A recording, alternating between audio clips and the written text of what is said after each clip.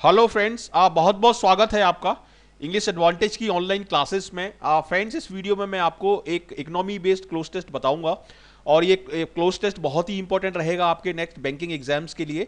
आपका जो 22, 23 और 27 अक्टूबर को जो एग्ज़ाम है उसके लिए बहुत इंपॉर्टेंट रहेगा। और नॉर्मली क्लोज टेस्ट के 5 क्वेश्चन आते हैं बैंकिंग एग्जाम में, लेकिन इसमें मैंने 15 नंबर का एक लंबा क्लोज टेस्ट लिया है और पूरा क्लोज टेस्ट इकोनॉमी बेस्ड है। तो ये वीडियो ट्यूटोरियल आपके 3 क्लोज टेस्ट के बराबर रहेगा, क्योंकि इसमें 15 क्वेश्चन मैंने लिए हैं और पूरा एग्जाम ओरिएंटेड है, इकोनॉमिक बेस्ड है। तो इसको आप ध्यान से देखिए और मैं थोड़ा सा टाइम दूंगा आपको 10 सेकंड का, तो इसमें आप अपना आंसर सोच के रखिए और उसके बाद मैं आपको अपना आंसर बताऊंगा। उससे आप टैली करके आप थोड़ा सा मेजर कर सकते हैं अपनी परफॉर्मेंस को और अपने प्रिपरेशन को, और उसके अकॉर्डिंग यदि आप प्रिपेयर करेंगे तो डेफिनेटली ये बहुत ही अच्छा कॉन्फिडेंस बूस्टर आपके लिए रहेगा। तो चलिए शुरुआत करते हैं। ये है आपका cloze test. As the country embarks on planning 12th plan. देखिए यहाँ पर बात हो रही है, जैसे जो पंचवर्षीय योजनाएं होती हैं, 5 ईयर्स प्लान होते हैं, उसके बारे में बात हो रही है। तो कंट्री इम्बार्क ऑन, जब कंट्री तैयार हो रही है 12वीं पंचवर्षीय योजना को तैयार करने के लिए, इम्बार्क ऑन का मतलब है किसी यात्रा पर निकलना या किसी चीज की शुरुआत करना, ये होता है इम्बार्क ऑन। ठीक है, तो यहां पर प्लानिंग द 12th प्लान मतलब 12वीं पंचवर्षीय योजना। तो प्लानिंग के बाद यहां पर क्या ऑप्शंस दिए हुए हैं, देखिए ऑन है, अगेंस्ट है, फॉर है, ऑनवर्ड्स है, एट है। तो अपना आप इसमें आंसर बता के रखिए, अपना आंसर आप सोच के रखिए, फिर मैं आपको विद इन 10 सेकेंड्स अपना आंसर बता रहा हूं और उससे आप मेजर कर सकते हैं अपनी अपनी प्रिपरेशन को। ठीक है, as the country embarks on planning the 12th plan period, तो इसमें क्या आंसर आएगा, आपका आंसर क्या है वो आप बताइए मुझे क्या है, फिर मैं आपको अपना आंसर बता रहा हूं। इसमें आंसर होगा फॉर, क्योंकि किसी भी चीज के लिए हम हम प्लानिंग कर रहे हैं किसके लिए, पंचवर्षीय योजना के लिए, 12वीं पंचवर्षीय योजना के लिए। ठीक है, अ की क्वेश्चन मार्क यहां पर आएगा आपका, यहां पर आप बताइए क्या आएगा, उसके बाद फिर मैं आपको बताता हूं। यहां पर आएगा that Hanks over the process is on the energy requirement, growth is energy hungry. ठीक है, तो यहां पर हम बात कर रहे हैं कि जो 12वीं पंचवर्षीय योजना बना रहे हैं उसमें एनर्जी रिक्वायरमेंट की हम बात कर रहे हैं, क्योंकि जब आप पंचवर्षीय योजना बनाते हैं तो उसमें आप ग्रोथ रेट एक डिसाइड करते हैं कि ये ग्रोथ रेट रहेगी अगले 5 साल के लिए। तो उसके लिए जब आप प्लान करते हैं तो एनर्जी रिक्वायरमेंट की जरूरत पड़ती है। सपोज आप इंडस्ट्रियलाइजेशन कर रहे हैं, कारखाने और फैक्ट्रीज वगैरह लगाना चाहते हैं ताकि ज़्यादा से ज़्यादा प्रोडक्शन बढ़े और ज़्यादा से ज़्यादा लोगों को रोजगार मिले, तो उसके लिए इलेक्ट्रिसिटी और दूसरे रिसोर्सेज की जरूरत पड़ती है। तो यहां पर एनर्जी रिसोर्सेज की बात हो रही है। ठीक है, जैसे कि इसमें आगे दिया हुआ है कि ग्रोथ इज एनर्जी हंग्री, मतलब जो ग्रोथ होती है वो एनर्जी की भूखी होती है। इसका मतलब यह है कि ग्रोथ करने के लिए, पर्टिकुलरली इकोनॉमिक ग्रोथ के लिए, एनर्जी रिक्वायरमेंट्स की जरूरत होती है, ये इसका मतलब है। And the aspirations of growing at 9 to 10% will, अब विल में आप बताइए क्या आंसर होगा। विल में तीसरे में ऑप्शन दिए, replace, place, forward, demand and subject. Huge demand on the energy resources of the country. तो इसमें क्या है आपका आंसर, इसमें अब मैं आपको आंसर बताने जा रहा हूं। इसमें आंसर होगा प्लेस, क्योंकि यहां पर ऑन दिया हुआ है, ये ऑन दिया हुआ है क्योंकि किसी भी चीज को प्लेस ऑन। ठीक है, 9 to 10% का जो हमारा जो एस्पिरेशन है ग्रोथ रेट का, it will place huge demand on energy resources of the country. Country के जो एनर्जी रिसोर्सेज हैं, जैसे कोल है, पेट्रोल है और नॉन रिन्यूएबल रिसोर्सेज हैं, उससे एक बहुत बड़ी इससे एक डिमांड क्रिएट होगी और उसके ऊपर एक प्रेशर पड़ेगा। ठीक है, it will place a huge demand on the energy resources of the country. तो एनर्जी रिसोर्सेज मैं बता देता हूं आपको, 2 तरीके के होते हैं, एक होते हैं रिन्यूएबल और एक होते हैं नॉन रिन्यूएबल। रिन्यूएबल जिनको आप रिप्लेस कर सकते हैं, जो कभी डिप्लीट नहीं होते, जो कभी खत्म नहीं होते, वो होते हैं रिन्यूएबल। जैसे आपका विंड पावर हुआ, सोलर पावर हुआ, वाटर को भी आप मान सकते हैं। और नॉन रिन्यूएबल हुआ आपका कोल है, गैस है, पेट्रोल है, क्योंकि इनको बनने में बिलियंस ऑफ ईयर्स लगते हैं और ये 100-200 साल बाद ये सारी चीज़ें खत्म हो जाएंगी। पेट्रोल, गैस, कोल, 200 साल बाद ये सारी चीज़ें खत्म हो जाएंगी, लेकिन विंड और सोलर एनर्जी वो कभी खत्म नहीं होगी, तो इसलिए उसको हम बोलते हैं नॉन रिन्यूएबल। ठीक है, तो इन दिस एनर्जी जिक्सॉ का मतलब है कि ये जो पहेली हम जो सुलझा रहे हैं, जिसमें हम एनर्जी रिक्वायरमेंट की बात कर रहे हैं, उसमें क्या हो रहा है उसके बारे में ये बात हो रही है। तो in the energy jigsaw, renewable energy will like never before in the 12th plan and. अब 4th और 5th में आपको आंसर बताना है। 4th में आपका आंसर क्या होगा, आप इसको सोच के बताइए मुझे, मैं 10 सेकेंड्स का टाइम दे रहा हूं आपको। रिन्यूएबल एनर्जी विल, फोर्थ में ऑप्शन है light, feature, pass, find and publish. तो फोर्थ में आपका आंसर होगा फीचर और 12th में आपका आंसर होगा इसमें आफ्टर। फीचर क्यों आएगा इसमें? क्योंकि फीचर का मतलब होता है कि मेंशन करना या बताना या दिखाना, मतलब वो चीज, उस चीज का मेंशन बहुत ज्यादा होगा जो 12वीं पंचवर्षीय योजना है, क्योंकि रिन्यूएबल एनर्जी की हम बात कर रहे हैं। क्योंकि नॉन रिन्यूएबल जो एनर्जी है वो तो लिमिटेड है, लेकिन रिन्यूएबल एनर्जी को यदि हम टैप करते हैं, उसको हम यूज करते हैं, तो हमारा ये जो एस्पिरेशंस है 9 to 10% का, ये पूरा हो सकता है। तो renewable energy will feature like never before in the 12th plan and after. ठीक है, तो ये इसका आंसर होगा। अब ये 5 क्वेश्चन आपके सॉल्व हो गए। अब आप देखते हैं आगे के 10 question. By the rule of the thumb India will about 100 gigawatts 1 lakh megawatts of capacity addition in the next 5 year. अब इसमें क्या ऑप्शन है? 6 में देखिए आपके पास ऑप्शंस क्या है, कंज्यूम्ड है, वेस्ट है, रिक्वायर है, हाईलाइट है और जनरेट है। देखिए कंज्यूम तो इसमें आएगा नहीं, क्योंकि विल के बाद आपको यहां पर फर्स्ट फॉर्म चाहिए, तो कंज्यूम्ड डायरेक्टली इलिमिनेट हो जाएगा। आपको वेस्ट, रिक्वायर, हाईलाइट और जनरेट में से आपका आंसर क्या है ये आप मुझे बताइए, फिर मैं 10 सेकेंड बाद आपको इसका आंसर बताता हूं। तो इसका आंसर मैं बता रहा हूं आपको, इसका आंसर होगा सी, रिक्वायर। ऐसा क्यों होगा? ऐसा इसलिए होगा क्योंकि यहां पर कैपेसिटी एडिशन की बात कर रहे हैं अगले 5 साल में। तो अगले 5 साल में हमें 100 गीगावाट्स से लेके 1 लाख मेगावाट्स तक की कैपेसिटी की जरूरत पड़ेगी। ऐसा क्यों होगा? ऐसा इसलिए होगा, मतलब एक्स्ट्रा में एडिशन, मतलब उतना और जरूरत पड़ेगी 100 गीगावाट्स और जो प्रेजेंट में जो रिक्वायरमेंट है उसके अलावा। ठीक है, ऐसा इसलिए होगा क्योंकि 5 साल में पॉपुलेशन बढ़ चुकी होगी और लोगों की रिक्वायरमेंट भी बढ़ चुकी होगी, इसलिए इतने एडिशन की जरूरत पड़ेगी। और यहां पर आपका सही आंसर होगा रिक्वायर, जनरेट नहीं होगा इसमें, क्योंकि यहां पर हम पावर जनरेशन की बात नहीं कर रहे हैं, यहां पर हम बात कर रहे हैं कि कितनी और जरूरत पड़ेगी, उसी के लिए तो हम प्लान कर रहे हैं।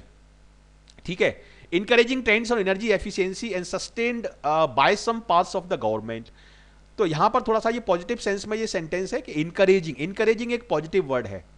ठीक है, तो encouraging trends on energy efficiency and sustain. अब 7 में क्या ऑप्शन है आपके पास? Developmental structure, efforts, projection and practices. तो यहां पर आपका आंसर क्या होगा आप बताइए मुझे। By some parts of the government, यहां पर आपका आंसर होगा एफर्ट्स। ठीक है, and sustain efforts by some part of the government. यहां पर हम ये बात कर रहे हैं कि एनर्जी एफिशिएंसी के लिए जो इनकरेजिंग ट्रेंड्स हैं, जो लोगों में एक अवेयरनेस क्रिएट हो गई है, लोग बल्ब की जगह CFL लगाते हैं या रेड लाइट पे गाड़ी बंद कर देते हैं, नल को खुला नहीं छोड़ते हैं, तो इस तरीके एक इनकरेजिंग ट्रेंड एक क्रिएट हो रहा है और कुछ गवर्नमेंट की तरफ से भी कुछ एफर्ट्स हैं वो सही हैं। So the Bureau of Energy Efficiency in particular needs to be complimented for this। ये गवर्नमेंट की एक कंपनी है, एक संस्था है, इसको हमें एडमायर करने की जरूरत है क्योंकि इसने अच्छा काम किया है।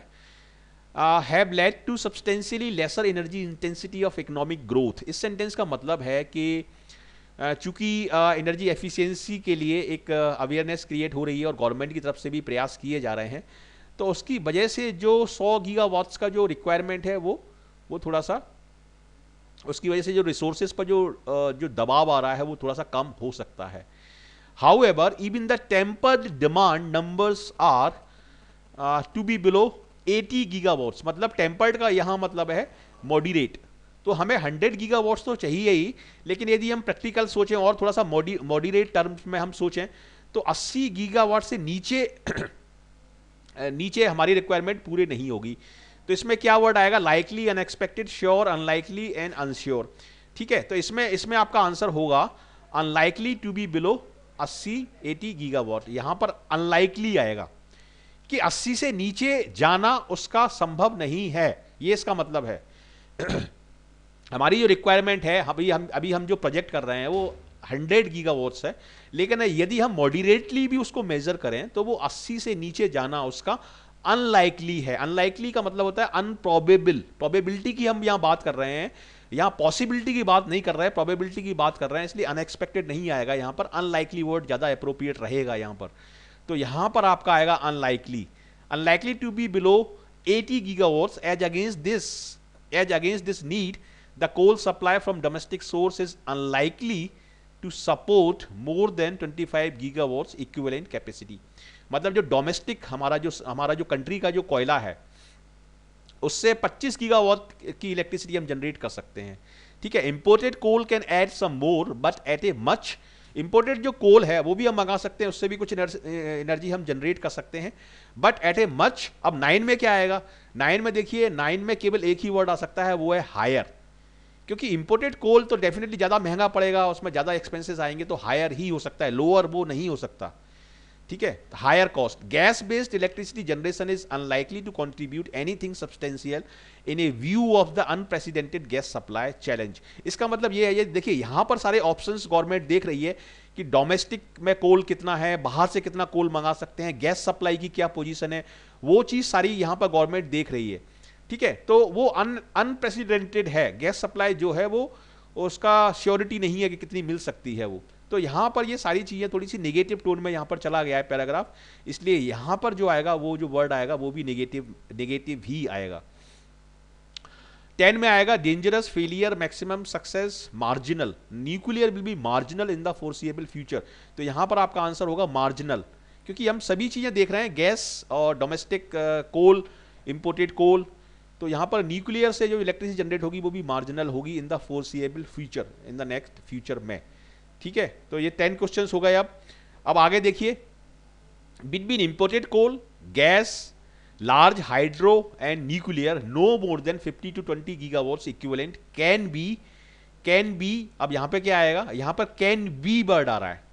ठीक है, तो यहां पर आएगा आपका कैन बी एक्सपेक्टेड, क्योंकि कैन एक्सपेक्टेड और कैन बी दोनों ही पॉजिटिव वर्ड हैं। Can be expected to be added in the 5-year time block, मतलब इन सारी चीजों से, गैस से, आपका कोल से, और हाइड्रो पावर है जो पानी से जो हम बिजली बनाते हैं, उससे आपका 15 से 20% की जो गीगावाट्स की हमारी जो रिक्वायरमेंट है वो पूरी हो सकती है। तो यहां पर केवल एक्सपेक्टेड वर्ड ही आ सकता है, श्योर टू बी एडेड नहीं बोल सकते, क्योंकि अभी हम एक्सपेक्ट कर रहे हैं, हम श्योर नहीं है, तो इसलिए श्योर नहीं आएगा, सर्टेन नहीं आएगा, लिंक्ड नहीं आएगा, और रिमार्क भी नहीं आएगा। एक्सपेक्टेड वर्ड यहां पर आएगा, क्योंकि यहां पर बात हो रही है प्रोबेबिलिटी की, यहां पर हम प्लानिंग बना रहे हैं, यहां पर कोई भी चीज श्योर नहीं है अभी, तो श्योर और सर्टेन वर्ड यहां पर नहीं आएंगे।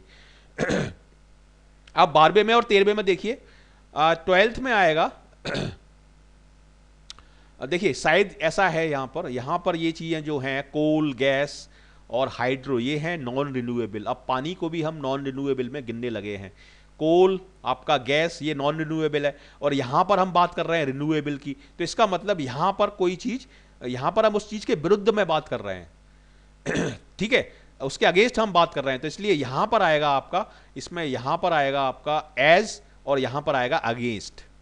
ठीक है, क्योंकि हम यहां कॉन्ट्रास्ट एक क्रिएट हो रहा है, यहां पर as against this capacity addition in the renewable energy based power generation has touched upon 3 gigawatt a year.